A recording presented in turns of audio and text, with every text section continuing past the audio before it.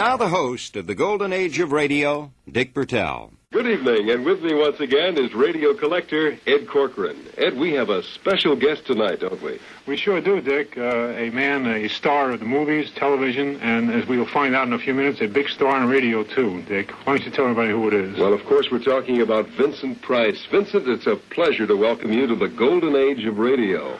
Thank you, Dick. I feel like I'm back home. That's the reason that you're on this program, because I knew that you were coming to Hartford, and naturally we thought of asking you to appear on the program, but usually someone whose motion picture career, whose theater career has perhaps overshadowed a radio career would be hesitant to talk about radio, but not you. No. I still think radio is probably the greatest entertainment medium ever invented. It made the audience work. And I think television audiences don't have to work, and that's why they fall asleep half of the time. Well, you worked in radio for a long time, right up until, I guess, the Hollywood studios closed in the early 60s. Yes. As a matter of fact, you've just returned from England, where you are filming a motion picture, but you did some radio work there. Yes, they call me up from the BBC. You know, radio in England is still enormous, and it always will be, because people love radio over there. And they do some superb dramas and music and documentary programs, really marvelous. And they asked me if I'd come and do a storytelling show, great short stories that have to do with the macabre, with the unusual, with the strange. We have received the impression in doing this series, Vincent, that some of the motion picture and theater actors look down on radio and radio actors. In fact, it was a very definite impression that we have received from some actors. Really? You've come to the wrong fellow. If you want me to hear that. You know, I go out every year on a lecture tour all over the country and have for 15 years, and I've lectured in over 200 colleges and universities around the country, and I'm always getting asked by young actors, how do you start in the business? You know, what is the best training you can have? Well, we don't have the marvelous repertory companies that England has, and we don't have state theater as some other countries have. So there is really no place for the young actor to go. But in the colleges is always a radio and television department. And my advice to the young actor always is get on radio. Do as many dramas as you possibly can on radio, on your local show. And I know that some of the colleges I've been to have really started to begin to do some of the great radio dramas and to write new material for themselves. Because it imposes on the actor the necessity to create everything, to create the sets, to create the costumes, to create the expressions, to create everything. And I think one of the great drawbacks of television is that so much of it is just sort of visualized radio shows where they ought to really write television shows. And, you know, I mean, they run out of material. It's a big monster. But radio had superb writers, absolute extraordinary writers, and I don't think television has that all the time. Well, you seem to have this perception for radio's gift, radio's ability to create moods, to create sets, because as a young actor in New York, I believe, you decided to work at least anonymously in radio.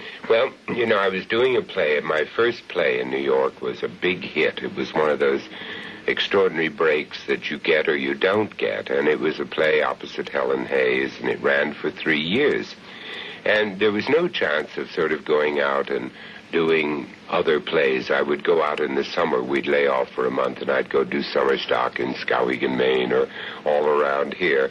And that was experience. But I felt that the one experience that I really could afford and get in New York was to work on soap operas.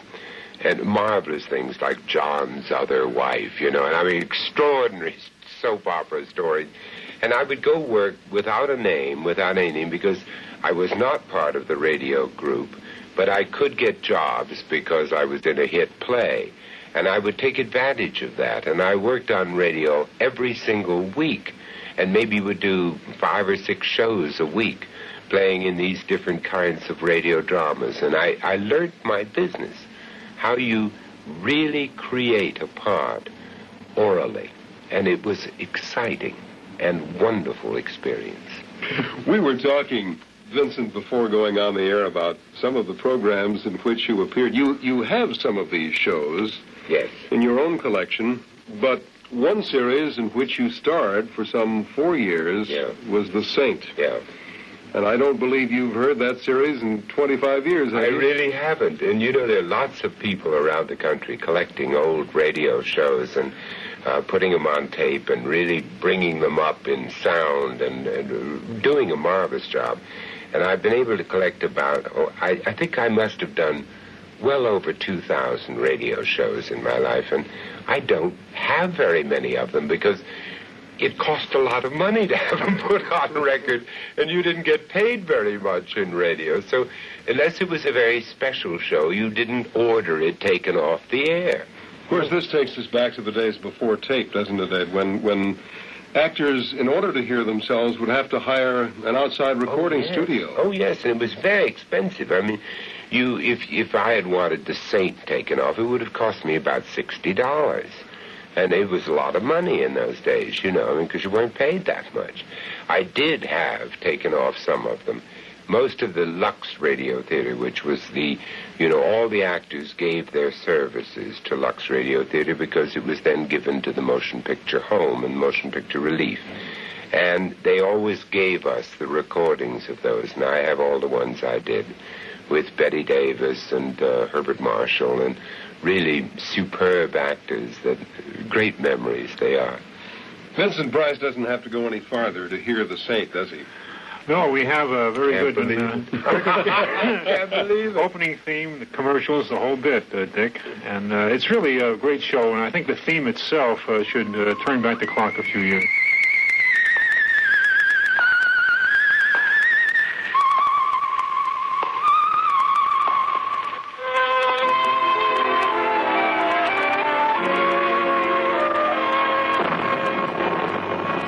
The Adventures of the Saint, starring Vincent Price.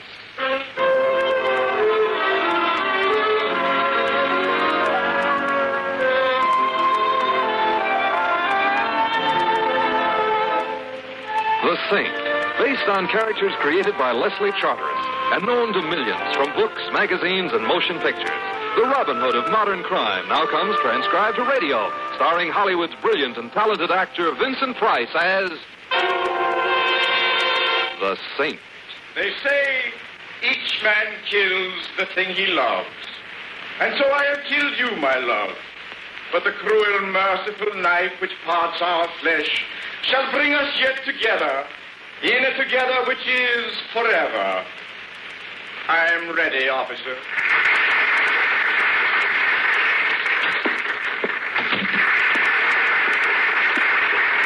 Pardon me, but where may I wait for Mr. Bennett? Well, he's still on stage taking bombs. Yes, I know. I was in the audience. My name is Templar. Oh, yes, Mr. Templar. He's expecting you. You can wait in this dressing room. Right down the hall there, first on the right. The one with all the flowers on it. Thank you, thank you. Oh, thank you. Thank you, darling. Did you really? Did you? I am good. Thank you. See you shortly.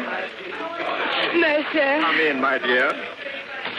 Now, you are sweet, dear, but... Hello, Mercer. Congratulations. Simon Templar, how perfectly wonderful of you to come. As I was saying, my dear Shari, you were sweet and utterly charming throughout, but never cross in front of me. Never. Yes, Mercer, I remember. And you were magnificent. Thank you. Oh, Shari, this is my old friend, Simon Templar. Templar, Shari Babcock, my leading lady. How do you do? How do you do? Go change, my dear. I'll meet you shortly. Of course, Mercer. Goodbye, Mr. Templar. Goodbye, Miss Babcock. Well, your taste is still excellent, Mercer. I picked my leaves on her acting ability alone, Templar. Now, why I sent for you. By the way, what did you think of the play? Well, it was... Yes, I know. I took only 5 curtain calls, an ominous sign. For me, practically a courtesy. Writers. Why, Templar? Why don't they have writers like Shakespeare around these days? It's a plot against actors. I believe you. Well, perhaps the Bennett name will carry this thing along for a season, but it will be a strain. Mercer, why did you send for me? Oh. Sit down, Templar, while I remove my makeup. I am sitting down. Well, then stand up. No, don't. I hate to talk up to someone. I don't work well that way at all. Templar, I'm afraid of this play. It scares me, too. No, not that way. Templar, I've begun to notice a peculiar relationship between Mercer Bennett and his roles. Now, you'll think this a bit eccentric of me, perhaps, but it's true. Templar, I'm living my roles. No. Wait, let me tell you. I don't know what it is. Perhaps I put too much of myself into a part, but the roles I portray on the stage, I also portray in real life. For example? For example, in Time Waits for Tomorrow, I played an actor who marries his leading lady. I married my leading lady. Astonishing. Wait. In Crossroads of the World, I played a singer who marries the ingenue. I married the ingenue. Laugh that off. I don't have to. I didn't marry her. You did. Yes. But I could go on, Templar. This thing has been plaguing me for years. I have a feeling of fatalism about any role I undertake, that it can't help being realized off stage. Why get excited about it now? Because, Templar, because in this play, I not only fall in love with my leading lady, but I kill her. Well, has the first part come true? Well, one might say so, yes. She's utterly infatuated with me, of course, and she's a charming thing. I see. And you're afraid you're going to kill her? Deathly afraid. Well, it's been nice seeing you again, Mercer. Wait, don't go. I'm not just imagining things. The way the part was originally written, I shot Shari. But in our tryout in Boston, the prop man discovered that someone had put real bullets in the gun. Are you sure? Of course I am. That's why I had it rewritten to a knife. We use a rubber blade, of course. Of course. And you have no idea who put those bullets in the gun? None. It could have been anyone. Even you? That's what haunts me about this whole business, Templar. Could I have done it and not know it? Could I do it again? Oh, you've got to help me, Simon. All right, I'll do what I can. But it might not be much. Oh, I'd appreciate it, Simon. I'd appreciate it immensely. And when we of the theater... Please, no tears. Where should I start? My agent and business manager will tell you whom to see and take you around. Stuart Jackson. Low fellow. Well, I'll see him in the morning. I'm deeply grateful, Simon. Why, I hardly dare look at the girl. I avoid her. Vincent, Daddy? Coming, Shari, darling, coming. Well, you see, I am... Yes, I know. The show must go on. See you tomorrow, Mercer.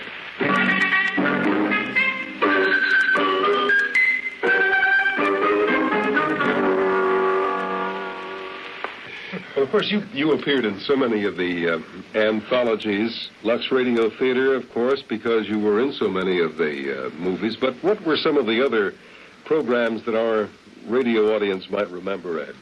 Well, there was the Lady Esther Screen Guild Players and the Hollywood Star Time, and, of course, Suspense and shows like that. And on one of these shows, like Hollywood Star Time, when would you begin rehearsal for a program? It was a very long rehearsal period, and you really worked. You worked, maybe from 10 in the morning right straight through until you did the show maybe at 9 o'clock at night. And it was long hours of work. The extraordinary thing was the care that went into radio shows. There was a kind of perfection about the radio actor that was extraordinary. It was a very small group of people, and I always felt myself enormously privileged that I was able to join that group because they didn't take everybody in by a long shot. Well, we've learned that. If you liked radio as much as I did, you depended on these people. People like Lorene Tuttle and Hans Conried and these people who could do anything. They really could do anything. I mean, suddenly if somebody got sick who was playing a Greek, You'd say, well, Hans, how about it? And he was a Greek in 2 seconds, or he was Russian, or whatever you wanted to do.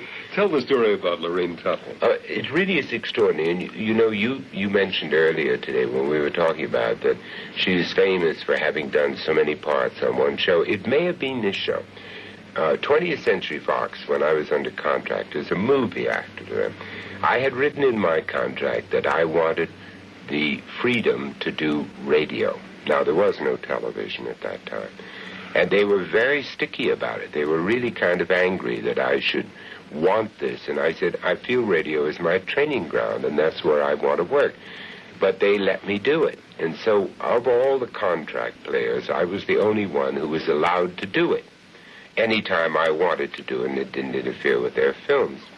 Well, then they finally had their own radio show on the air, and I can't remember what it was called. I think Hedda Hopper was the MC. There was one called 20th Century Presents or something like that. That's what it was. And we did a lot of pictures. I did The Lodger and, different things like this.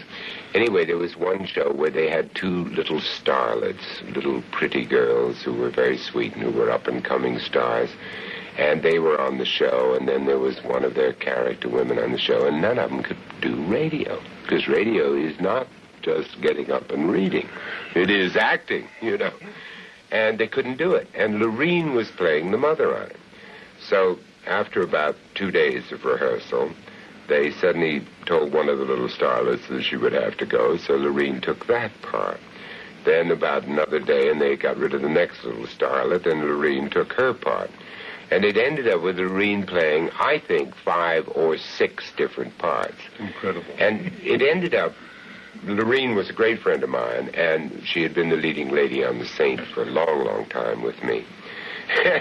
It ended up with my being absolutely hysterical, because she was playing a woman 80, a woman 50, a woman 40, a child 13. Just any part that came up, and it was only Lorene and myself in a show that should have been 7 people.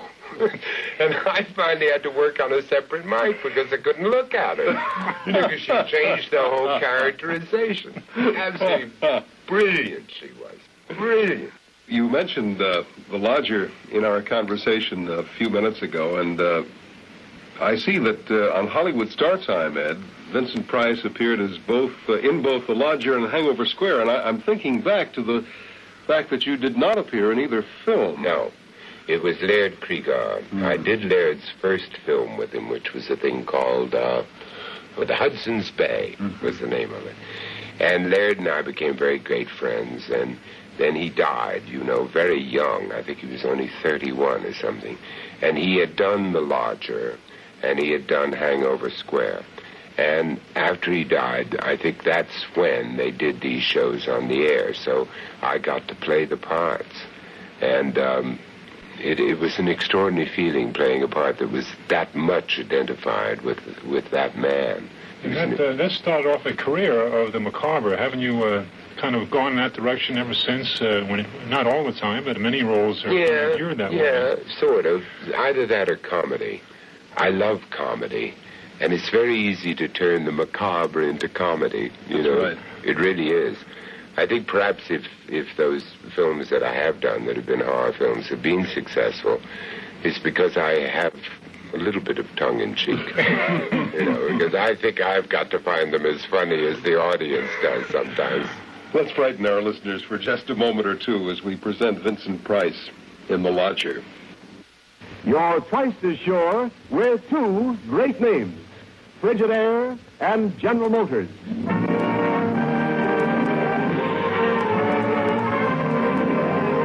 Frigidaire brings you Hollywood Star Time.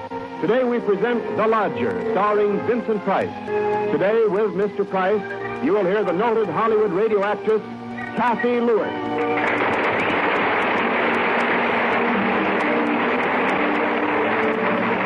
Each week at this time, Frigidaire brings you direct from Hollywood radio versions of the finest motion pictures with Hollywood's greatest stars. Today, Hollywood Star Time presents the radio production of the dramatic 20th Century Fox picture, The Lodger. This is the story of a scourge that broke upon the city of London in the year 1888. It is the story of a man who moved in the shadows, beyond the flickering gaslights of that era, and who wrote his name upon the scroll of infamy with a knife. And his name was murder.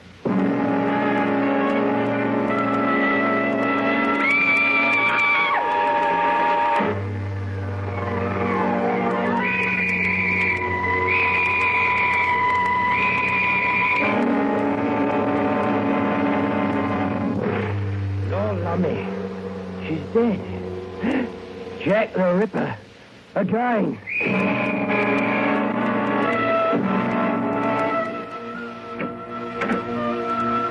Good evening, sir. Good evening. You have a room for rent? Why, yes, sir. But it's in the attic. Would that be all right? May I look at it, please? Why, yes, sir, of course you may. Do come in.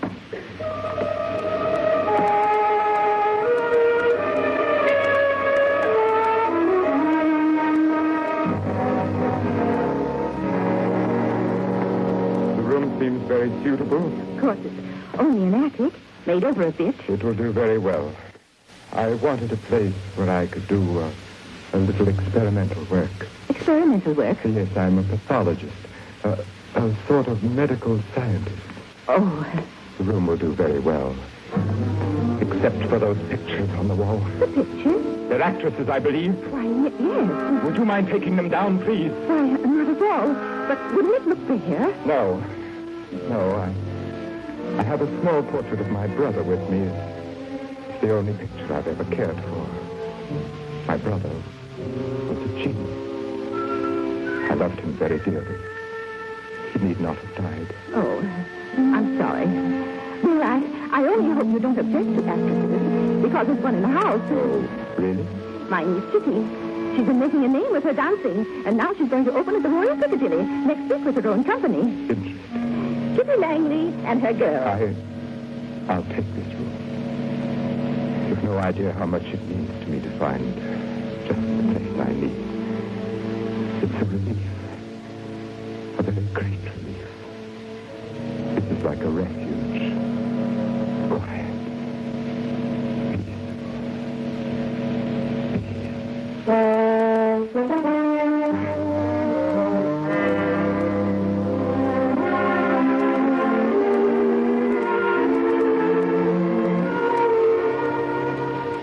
But, Ellen, I'm against it. I don't see why we have to take in lodgers. Can't we get along on my pension? No, Robert. But, Aunt Ellen, I'm beginning to do very well on the stage. Thank you, Kitty. No, it's settled. Lodger stays. Well, what sort of a fellow is the fellow? He's no sort of a fellow. He's a scientist, a pathologist.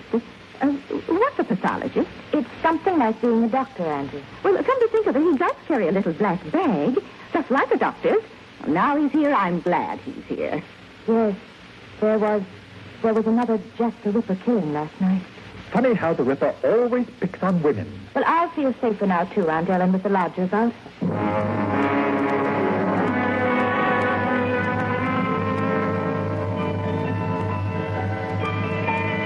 Kitty, stop fussing so. It's your big night, you mustn't be late. I am not fussing. I know it's my big night, and I shan't be late.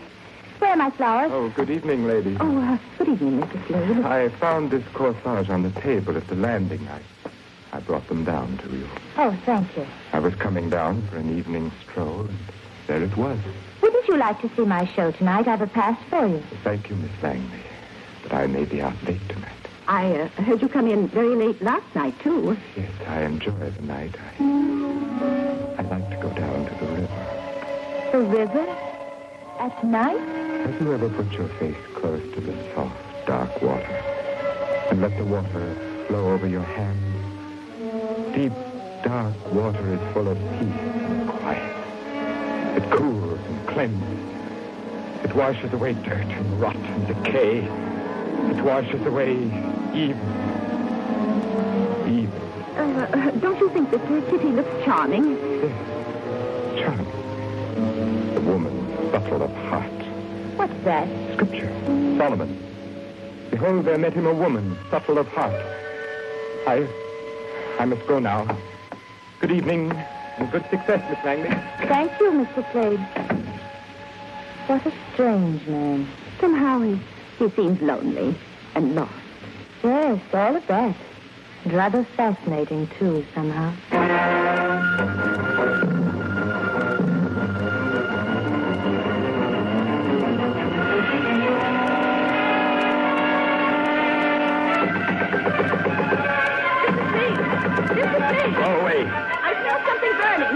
burning. It's nothing. I'm doing an experiment, that's all. Go away. Our guest is Vincent Price, and we're talking about Vincent's radio career, which goes back, I guess, to the 30s. Would you say, Vincent? Yes, well into the 30s. When you were doing those soap operas on an anonymous basis in New York. And I did the Rudy Valet show and the first show Edgar Bergen was ever on with Charlie. Oh, really? Oh, it was tremendous because you fell in love with this dummy, you know, and when he'd set him down, he was something dead sitting there, you know. It was really frightening because this thing came to life. He was brilliant, Edgar. I got to tell you a marvelous radio story. For years and years, we always listened to Jack Benny. Who didn't? Really the greatest, I think, single performer on radio that ever was. I mean, just absolutely brilliant. He could take 10 minutes of dead air and make you fall on your face laughing. And if you remember, Ronald Coleman was always the next-door neighbor of the Bennies. Mm-hmm. And the Bennies, who were so chintzy and cheap and, you know, never had enough of anything, were always going over to the Colemans to borrow a cup of sugar or egg or something.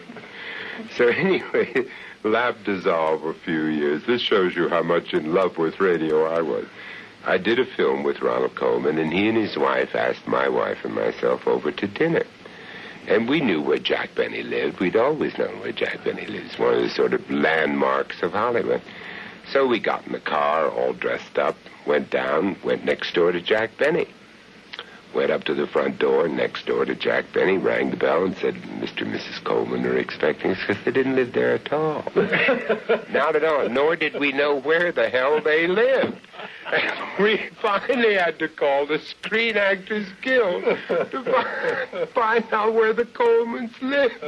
I always took it for granted they lived next door to Jack Benny, you know? And in his basement was a vault with all those chains around it. Oh, marvelous, man. Oh, dear. Well, there's a program that you've come across, Ed, which I had never heard of, called The Village Store.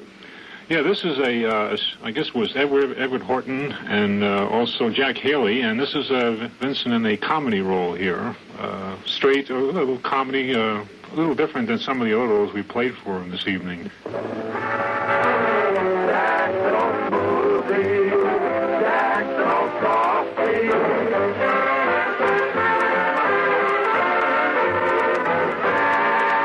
The Seal Test Milk and Ice Cream divisions of National Dairy present Jack Haley and the Seal Test Village Store with manager Eve Arden, popular singing star Bob Stanton, Mr. Jellison, Hans Conry, the Fountainaires, and our guest tonight, the noted star of Broadway and Hollywood, Vincent Price, and starring Jack Haley.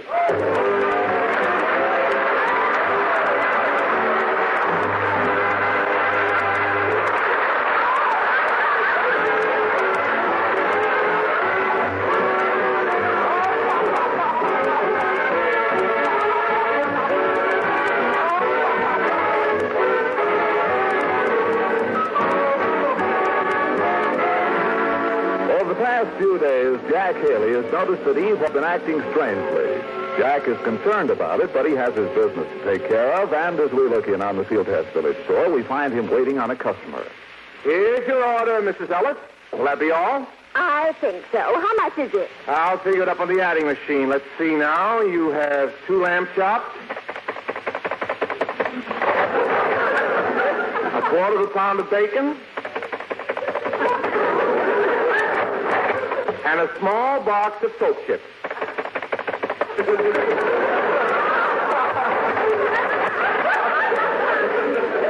There you are, Mrs. Ellis.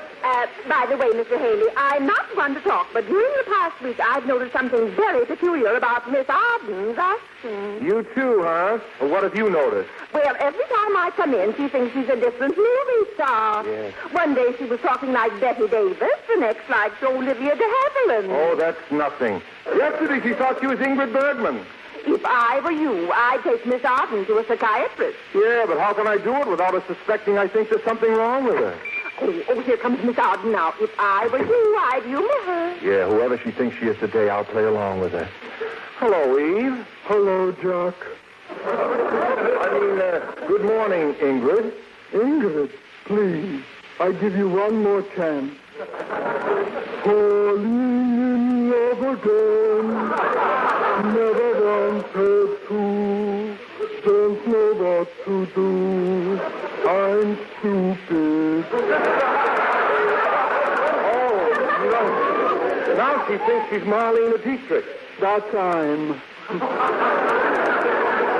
Don't you think I have beautiful legs? No? Don't you think you just answered your own question? Well, I think I'd better be going. Mr. Haley, don't forget where I suggested you take Miss Arden. Oh, we're going someplace, Jack? Goody, let's go. Honk, honk, honk, honk. Oh, my goodness, now she thinks she's Donald Duck. Mr. Haley, she's worse than I thought. I think you'd better rush her to a psychiatrist. Who's going to a psychiatrist? I am, Eve. Just for routine checkup. I thought just maybe you'd like to go with me. Oh, I'd love to, Jack. I'll go powder my nose. I'll be back in a minute. Poor Eve. She's really got it bad. Let's see. Bob Stanton gave me the number of a good doctor. Oh, here it is. I'll call for an appointment. This doctor must have just gotten out of the Army. Bob said he's a vet.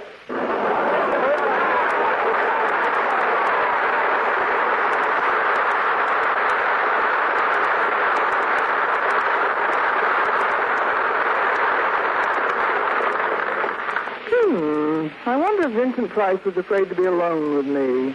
As soon as Jack went out to telephone the store, Vincent excused himself and said he was going to get cigarettes. Oh, well.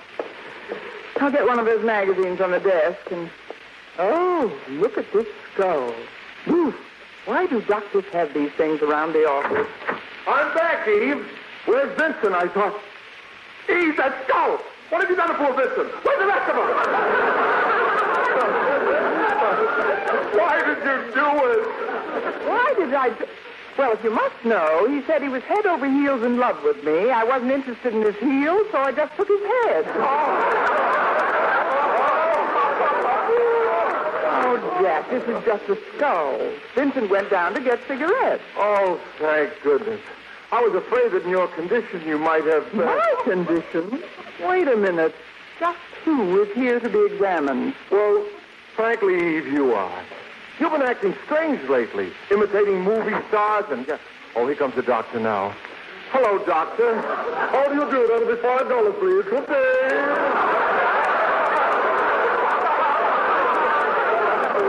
Wait a minute. How about an examination? Oh, no, thanks. I feel fine. I don't need one. Please, you're wasting my valuable time. Just which one of you is the patient? Him. Now, what's the idea of saying it's me? It's him, Doctor. 1 minute he thinks I'm Marlene Dietrich, and the next minute he thinks I'm Betty Davis. Stop it, Eve. Hear that, Doc? Now he thinks I'm Eve, the first woman. Tell me, does he think he's the first man? Does he? Look at the name he's got stamped in his hat. Egad, you're right. It says Adolf.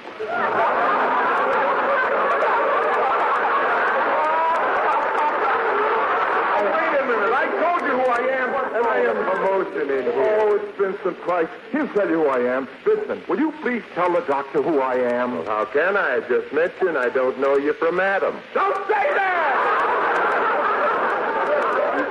Look, Vincent, the doctor thinks I'm nuts, and you've got to help me. Well, why should I? I don't know you. In fact, I've never even heard of you before. If I only had my driver's license with me, I could identify myself. Well, perhaps you have some other identification. Perhaps your name is in your hat. Yeah, maybe it...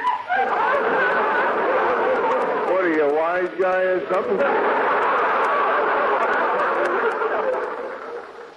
Our guest tonight is Vincent Price on the Golden Age of Radio. Vincent, you did work in the Golden Age. I'm delighted to learn that you are contemplating a series for the BBC in radio. You're one of the very few people that we've been able to interview on this program who is considering furthering his radio career. Yeah, I love it. I really love it. And I really think that the commercial people, whoever they are, who say whether we work or don't work, are making a big mistake. California, where you drive enormous distances, I have that radio on all the time. And I'd like to hear something good. You were talking about Lux Radio Theater, and this was probably the biggest radio dramatic production on the air, would you say? Yes, it was really extraordinary. Cecil B. DeMille was the host, and William Keighley and different people, very distinguished directors. And the fact that all of the money went to the Actors Fund was very impressive. Besides, I suppose it had one of the biggest listening audiences of all time. And these dramas were rehearsed like plays.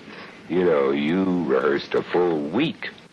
And I think some of the most exciting ones I did were The Letter with Betty Davis and Herbert Marshall. And that was kind of an extraordinary story because Betty, being as volatile a lady as she is and a wiggler, and wiggling was something you weren't meant to do in radio because you had to keep your distance from that. But they finally built an iron circle around the mic to keep Betty's distance away from it because she'd fall in love with it, and she'd get up to it, and it goes pop and hiss and all of the things that you do when you get too close to a mic, which I'm probably doing right now. Did you ever find that any of your colleagues from the motion picture screen were frightened of radio? Terrified of it. Most of the stars at Fox, and I mean the great stars like Tyrone Power and people like that, when Fox had its own show, there were so few of them who knew how to work on radio. They didn't know how to read. They couldn't sustain it. They couldn't give it a variety. And it had to have a variety and a tremendous excitement to it. Even if it was a very calm performance, it had to have an inner excitement. I think if I were to single out one show, one performance, in which I best remember Vincent Price on the radio, that would have to be from the suspense series, Three Skeleton Key. Oh, yes. Brilliant show. The young fellow who wrote it, I challenged him to write it. He was sort of trying to get into movies, and his name was James Poe. And he's since won about 5 Academy Awards. And he couldn't really get started. He couldn't get off the ground. He and his wife were great friends of ours. And I said, why don't you write me a radio show? He said, I don't know how to write for radio. And I said, what do you mean you don't know how to write for radio? You write. You create visual effects. You do, So he searched around. He found this short story, and he adapted it to radio.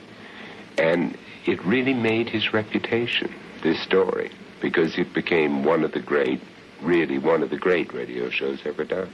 I would say one of the 3 great radio shows. Yeah, we were talking about that before we went on the air, Dick. I think it was Sorry Wrong Number, Agnes Ryan versus the Ants, and Three Skeleton Key. Yes. This is on a suspense. These were the 3 top shows of all time. I think so, too. Yeah, it never was made into a film or a TV show. No, it should be. It would be very difficult. I think, again, the imagination is even better than seeing it. Where are you going to get that many trained rats? Except in New York, of course. All right, let's set the stage, then, for this final performance on tonight's show. This is the suspense show, and the scene is a lighthouse way out in the dregs of the Pacific, very isolated lighthouse, and there are 3 men in there, and they're just waiting for something to happen, and something really does happen very shortly. Wow.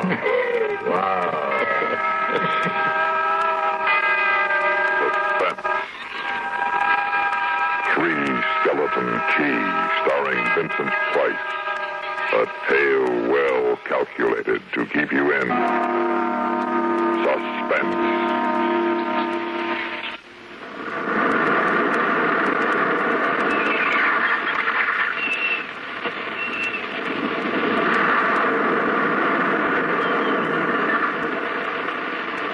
Try and picture this place. A gray tapering cylinder welded by iron rods and concrete to the key itself. A bare black rock 150 feet long, maybe 40 wide. That's at low tide. At high tide, just the light rising 110 feet straight up out of the ocean. And all about it, the churning water, gray-green, scum-dappled, warm as soup, and swarming with gigantic bat-like devilfish, great violet schools of Portuguese man-o'-war, and, yes, sharks, the big ones, 15-footers. And as if this wasn't enough, there was a hot, dank, rotten-smelling wind that came at us day and night off the jungle swamps of the mainland. A wind that smelled like death. Set in the base of the light is a watertight bronze door. And in you go, and up, round and round. Over the light storeroom is the food storeroom, and over the food storeroom is the bunk room where the three of us slept. And over the bunk room is the living and cooking room, and over the living and cooking room is the light.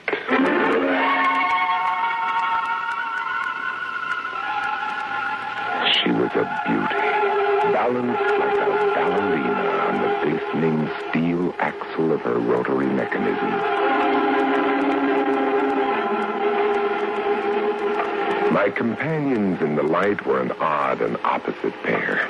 Big Louie, the head man who hardly ever talked, and Auguste, who never stopped. But it wasn't a bad life, especially at night when the others were snoring in their sacks 2 levels down. Usually there was nothing to see across the starlit water, for most ships knew better than to come close to Three Skeleton Key. But one night, gazing out across the phosphorescent combers, I noticed something show for a second in the revolving light. Something far off. A three-master. A big one. About half a mile off and coming down out of the north-northwest, coming straight for us. I went over to the gallery door and yelled, "Louie! Louie! What is it? Ship headed for the reef. Right around. I had the glasses out now. I couldn't read her name, but I could see her quite plainly. All sails set, the foam creaming away under her bow, her beautiful lines, but why didn't she turn? Every time our light turned, it hit her with the glare of day. A ship? Where? Northwest. The light will touch her in a moment. Can't they see? Look at her. She just keeps coming on. Oh, the squareheads. What is it? What is it? Watch northwest, August. Huh? I know what it is.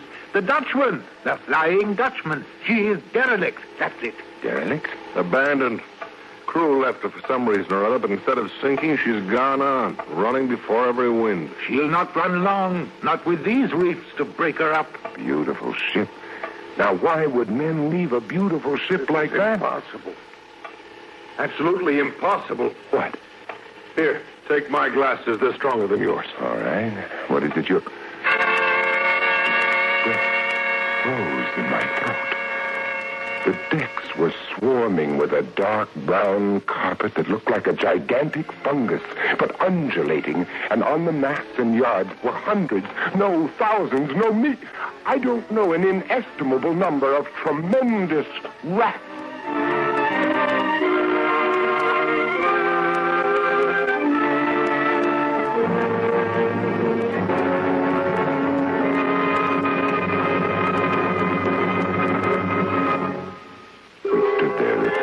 Frozen in terror, peering through our binoculars as the rat-covered ship gracefully, relentlessly bore down upon the quay, until at last, with a horrible certainty, splintering and grinding upon the rocks, she ran aground. Look, the rats on the water, like a carpet. They're swimming. Oh, sure, they're swimming. Those are ship's rats. But they're swimming for the rocks. The door, below, it's open. Come on! And down we went, racing down the stone stairs, taking them 3 and 4 at a time. Scared? You bet we were scared. Suppose you get the windows there, they can climb. We don't know. Right, Chief. But hurry, hurry.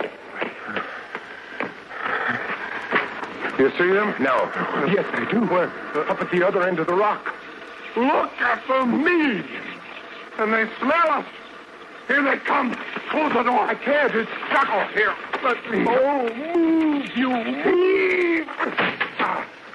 Made it. Oh, that was close. We ran up the winding staircase. We passed the tiny windows of the various levels, and every one was covered with a thick, wriggling, screaming curtain of brown fur. The air of the gallery was thick and fetid with the stink of them. The light was dim, brown, filtered through the crawling mass that swarmed over the glass all about us. We could not see the sky, nothing but them. Their red eyes, their claws, their wriggling, hairy snouts, and their teeth. What can we do? What can we do? Gee. Take it easy, Auguste. Take it easy. Oh, I can't. I just can't. It won't do any good. Won't do any good to stand here and shake. Go away. Go away. Do you hear me? Go away. They won't go away. Not until the... Finish it, Chief. Not until what? Not until they've been fed.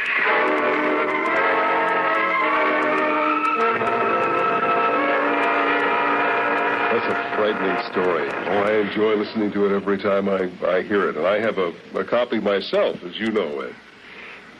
Vincent Price, I can't tell you how much we've enjoyed getting together with you on the golden age of radio and learning how much you do love radio. I really love it. When we finally did the last suspense show in Hollywood, and it was all the people that you know who've been on every show you've ever heard from Hollywood in the old days. We were all sitting around, and finally Virginia Gregg, who was one of the great ladies of radio, and she looked around and she said, "Isn't it awful?" She said, "Isn't it awful?" She said, "Oh, God, if only television was going out and radio was coming in." And it is true, too. We all felt that. Vincent Price, thank you so much for being with us. This is Dick Bertel. And this is Ed Corcoran. Good night. With engineering and technical assistance by Bob Shirago, The Golden Age of Radio is produced by Brian Hartnett. This is Al Tersey. A dancing program from the Paradise Restaurant in the Great White Way.